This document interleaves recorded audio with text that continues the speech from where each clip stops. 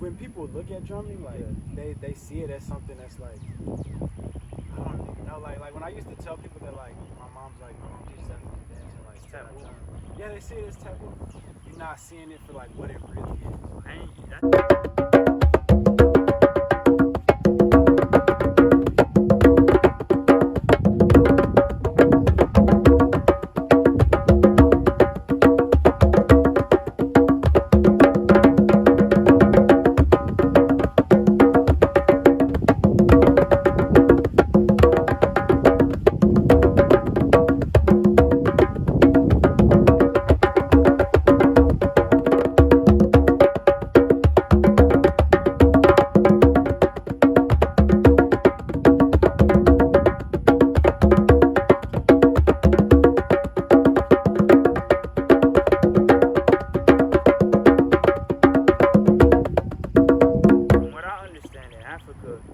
They used it to express their livelihoods. You know, they would have a rhythm for when it was time to harvest fruit, or when it was time to go to war, when it was time for marriage. Like, these things represented their lives. Basically, from what I understand, it's like, it's a lot to do with spirit. You know, black people are very spiritual. We're arguably the most spiritual people on the planet. So when you combine that with drumming, dancing, singing, those are all spiritual acts. So for our ancestors, Africa and Haiti, Cuba, it wasn't just like art, it was lifestyle. So that when if you study the Haitian Revolution, you will see that our ancestors in Haiti reverted back to Vodun, which is the same thing as like Ifa, just the Haitian branch. And they went back to this vein of our culture, so that way they could get in touch with nature and wage war. Not just war for the sake of war, but war in the name of liberation and justice. And I feel like that, in combination with getting back in touch with the African roots through these drums, that enabled them to actually free themselves and become the first black nation. There's two separate things I want to touch on where they study the thing called transgenerational epigenetic inheritance. And it's basically like you can pass memories down through your genes. So I have the memories of my mother, my father, my great-grandmother, my great-grandfather, and all the way back down my lineage. I got those things in order for me to better survive and to be able to connect with my subconscious if I ever needed to figure out a situation. When we're drumming, we're tapping into those memories of our ancestors who used the drums for that reason. And we can find freedom in a modern and people who play the drum. The fibers connecting their two different sides of the brain, there were less of them, but they were way, way thicker. And their brains are actually unified. And what I was reading about recently was about what's known as awo. To give you a taste of it, is sort of like the metaphysical component of our consciousness, of our like manifestation. Right. Each aspect of nature has its own awo. So to give a breakdown of the Orishas, say for example, Elegua. Elegua is the warrior at the crossroads, and basically it's the enforcer and communicator between human consciousness and nature's consciousness, i.e. the other Orishas. So he has, or I say he, but Elegua has its own awo, its own like metaphysical. So then by playing drums, we are able to shift our consciousness. You know what I'm saying? And the way that I feel like that is because, think about it, like when you're playing drums, you're in time. Time is already an artificial consciousness. So when you're playing drums, especially, music in general, but drums especially, you're essentially creating your own time, which means you're creating your own universe. So when you're playing drums, you're sort of entering into another state where you can get more in connection with those different awos, those different metaphysical,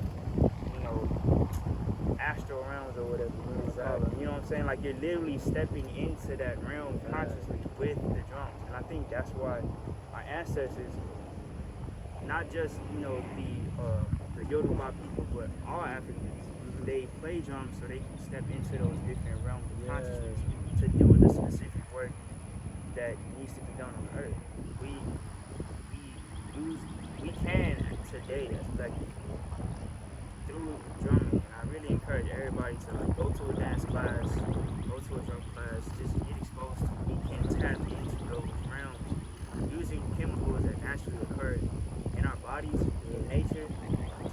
those ancestral memories. I feel like we have been, as a people, disconnected, intentionally, purposely disconnected from these things, because if large masses of black people just started getting together in community drum circles, imagine the kind of energy that would channel.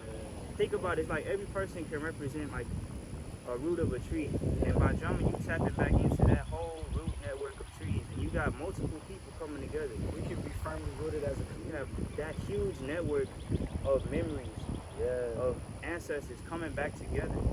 So it's not just like one person unifying, awakening.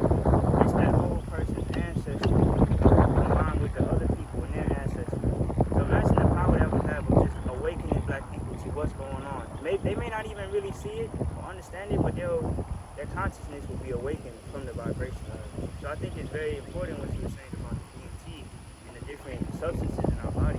And I think that's part of the reason why our ancestors took to drumming so much, because they knew this stuff. They recognized this power that it had in their own liberation, their own creativity, their own expression as people playing. The reason they're able to use drumming to treat like people with like cancer, dementia, Parkinson's, like these things like this, and also with depression and all these other diseases, is that they found that most of these diseases, their root cause isn't actually something with your nervous system or with like your brain or your body in general. It's actually due to like your body's response to certain things. It's actually caused by inflammation. And when you look at what Dr. Sebi was saying about like mucus in the body, and you look at how the body responds to stress or to like outside like perceived threats, it's like it produces mucus and it causes inflammation. And so like when people say like the body naturally heals itself, you provide like the right conditions. It seems like most of these issues that we see with the human body is not caused by the body having an issue inherently with itself. It's caused by the body responding to some sort of perceived threat. So the reason the body having a bad response is not because something's wrong with the body. It's because the body is afraid and the body is in a fight mode. It's fighting against the threat. And so when you look at like what drumming does to the human body, they did this study. They took saliva samples from people who were not drummers, and they studied them over the course of some time and had them take up drumming for like a while. They studied their saliva samples and they tested them for their cortisol levels, the cytokines, and their tumor necrosis factor alpha, as well as the monocyte chemoattractant protein. They found that across the 10-week study period, there was a shift away from pro-inflammatory towards an anti-inflammatory. It literally caused their body to not produce stress hormones, etc., that caused their body to go into like a fight or flight mode, and to become like, to have as much inflammation. So it's almost like a natural body guide. Exactly. But coronavirus, the way coronavirus works, it actually doesn't kill you in and of itself. It actually trigger your cytokines and cause them to become angry and like overactive and run rampant within you. So when people have these issues with their lungs because of coronavirus, that's actually the cytokines in their body destroying its own cells because it's angry and looking for something to attack.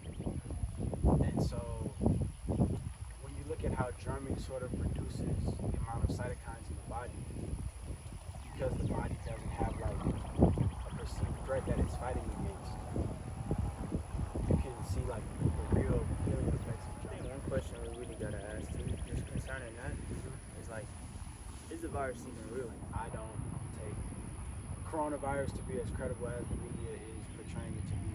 I definitely feel like it's something that they're selling to people in order to like instill fear. I can remember when I was think that's a big part of fear. Because one thing we know for sure is that the medical industrial complex is trying to kill people.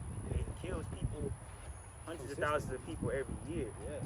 So, and it's not even really from sicknesses, it's from drugs, it's from mishaps on the operating table, all kinds of things. So the fact that people are saying that people are dying from the virus may not really be true. They could just be dying from mishaps in the lab or in the operating table, or they could just be saying people with other kinds of illnesses or, you know, weaknesses it's saying that they have coronavirus. I mean, you know, the people that run this world, run this country, we know that historically, just based on the history of this country, we know that they're not honest people. Yeah. Clearly. So I think we really just got to be careful with everybody, with what we take in from the media. Exactly. You know what I'm saying? And what we say. Just don't be so eager and ready to accept it as truth. You know, you got to really, really, really be careful with what these people are saying to us. That's huge. You know what I'm saying? A lot of people are saying that it's the 5G that's causing. When you look at the numbers of people that are like dying from coronavirus or perceived coronavirus, it's a lot less than the amount of people who are dying from things like the flu and cancer and etc. You know what I'm saying? All of these like things they're that saying that like coronavirus is killing these billions of people, but like these other diseases that we've already known about have already been causing a quote unquote pandemic that are inherent in our lives. Like, you gotta just look at the facts. I'm on the same page. I did a science fair project back in middle school where I took a control group of worms. I took 8 worms, and I took 16 worms, and I put 8 worms in one group, 8 worms in the other group. Put them with the same amount of light, same amount of food, same amount of everything. The only difference was I put one next to the Wi-Fi box in my house, and I took the other group and I took them into a different area of the house.